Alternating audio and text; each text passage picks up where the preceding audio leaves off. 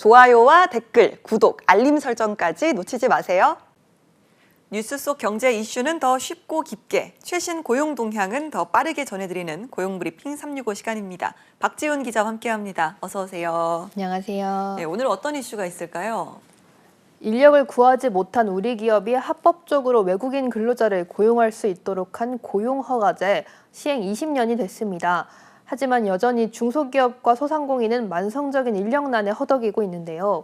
특히 식당에선 중국 교포조차 구하기가 힘들다고 하소연합니다. 네, 그래서 정부에서 이제 고용허가제로 일할 수 있는 외국 인력을 대폭 늘리기로 했잖아요. 네, 그래서 정부가 공장이나 건설 현장, 식당 등 내국인들이 좀 일하기를 꺼리는 곳의 인력난 해소를 위해 내년 외국인 근로자 도입 규모를 대폭 늘리기로 했는데요.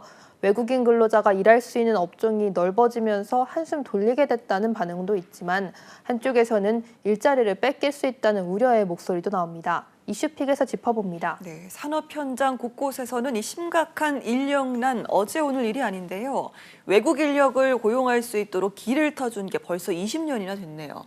네, 우리나라엔 외국인 인력을 고용할 수 있게 해주는 고용허가제가 시행되고 있는데요. 내국인 근로자를 구하지 못한 중소기업들이 이 허가를 받아서 외국인 근로자 대상의 취업 비자를 발급해주는 제도입니다. 참고로 연구나 예술, 교육 등 높은 수준의 지식과 기술이 필요한 분야를 제외한 단순 업무 위주의 비전문 일자리에 해당하는 비자입니다. 2004년 처음 시행돼 매년 5만에서 6만 명 정도가 이 비자를 받고 우리나라에서 일해왔는데 지난해엔 이 수가 12만 명까지 늘어났습니다. 하지만 그럼에도 일손이 부족하다는 곳이 많았습니다. 예, 이런 하소연에 정부가 이번에 외국인 근로자를 더 늘리기로 한 건데, 자, 그럼 내년에는 얼마나 들어오는 걸까요? 정부는 외국 인력 도입 규모도 2004년 고용허가제 시행 이후 역대 최대 규모로 늘리기로 했습니다. 16만 5천 명으로 올해 12만 명에서 38% 정도 대폭 상승한 건데요. 네, 그만큼 현재 국내에서의 인력 수급이 굉장히 좀 심각하게 부족하다라고 보는 겁니다. 실제로는 어느 정도의 상황일까요? 네, 사람을 구하고 있지만 채워지지 않는 빈 일자리 수만 보면 알 수 있습니다. 지난 9월 기준으로 무려 21만 5천 명이나 됩니다. 그 가운데 기피 업종으로 꼽히는 제조업이 5만 7천 명으로 가장 많았고요. 특히나 국내 조선업은 10년 만에 돌아온 호황으로 세계 1위로 우뚝 섰는데도 마냥 웃을 수가 없는 그런 상황입니다. 일감은 쌓여 있는데 일할 사람이 부족했기 때문인데요. 도소매업도 2만 명 이상 모자라고 숙박 음식점업도 일손을 구하지 못해서 허덕이는 상황입니다. 네, 구인난이 서비스업과 산업 전반으로 확산한 상황입니다. 이번에 이렇게 고용 허가제로 들어오는 이주 노동자가 늘어나면 이 부분에서는 숨통이 좀 트이게 될까요? 네, 정부는 인력만 늘리는 게 아니라 이들이 일할 수 있는 분야도 늘리기로 했습니다. 이주 노동자를 고용할 수 있는 업종은 현재까지는 제조업, 농식품업, 건설업, 일부 서비스업에 제한돼 있는데요.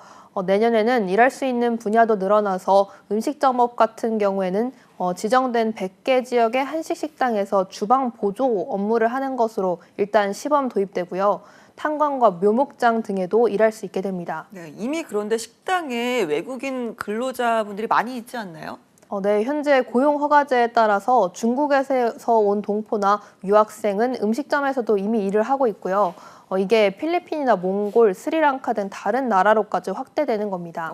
그런데 지역은 100곳으로 한정된 걸까요? 네, 서울특별시와 부산, 인천, 대전 등 기초자치단체 98곳과 제주, 세종에 일단 우선 적용하는데요.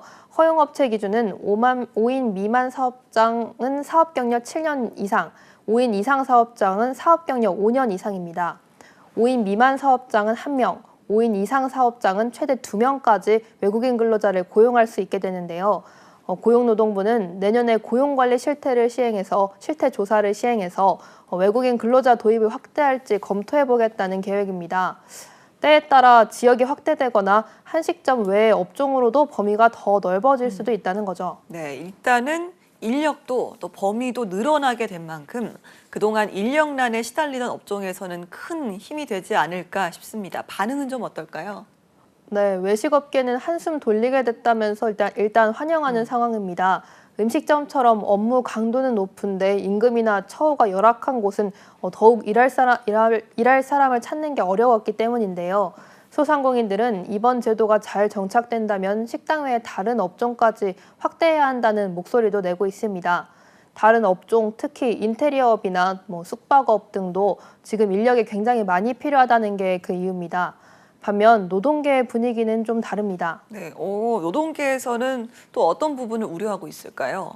네, 한국노총은 성명을 내고 내국인이 재취업을 할 수 있도록 하는 방법 대신 노동시장 생태계를 파괴하고 있다라고 주장을 하고 있습니다.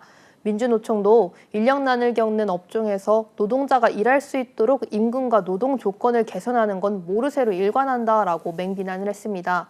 고용허가제의 대상은 주로 위험한 직업 환경과 낮은 임금으로 내국인이 좀 기피하는 곳들이죠. 그렇다 보니 근로환경 개선을 통해서 국내 고용을 높이는 노력을 기울일 수도 있지만 그런 걸 하지 않고 빈자리를 외국 인력으로 손쉽게 채우려고 한다는 겁니다. 예, 그러고 보니까 노동계가 지적을 한 대로 인력난을 겪는 업종은 환경이나 처우가 좋지 않은 경우가 많은데요.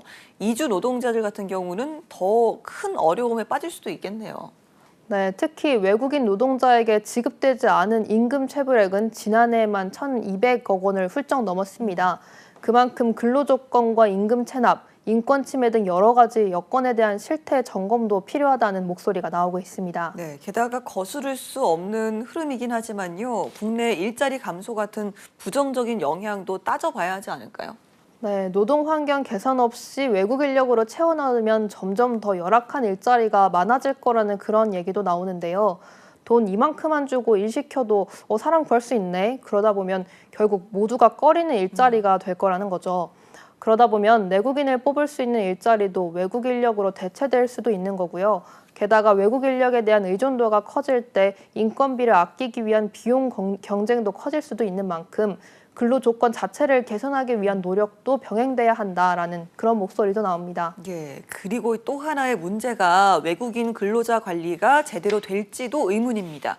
사업장을 이탈하거나 미등록 체류자로 전락하는 경우도 많지 않았습니까? 네, 사업장 변경이 자유롭지 못한 외국인 노동자들은 아무래도 열악한 노동 환경에 처하게 되면 미등록 체류로 내몰리는 경우가 굉장히 많습니다. 현재도 불법 체류자가 40만 명에 이를 정도로 많은데요. 산업 현장의 사업주 역시도 노동법의 사각지대에 놓인 미등록 체류자를 선호하는 경우가 좀 적지 않기 때문입니다. 이런 구조적 문제를 세밀하게 들여다보고 새로운 대책을 마련하는 일도 앞으로 꼭 필요해 보입니다. 네, 알겠습니다. 자, 내년에 외국 인력 도입이 기존보다 3배 정도 늘어나는데요. 인력난을 겪는 곳에 단비가 되어줄 테지만 이로 인해 나타날 수 있는 사회, 경제적 갈등 요인에 대한 관리도 정부의 빈틈없는 대책이 필요해 보입니다. 박지훈 기자와 함께했습니다. 고맙습니다. 지금까지 고용브리핑 365였습니다.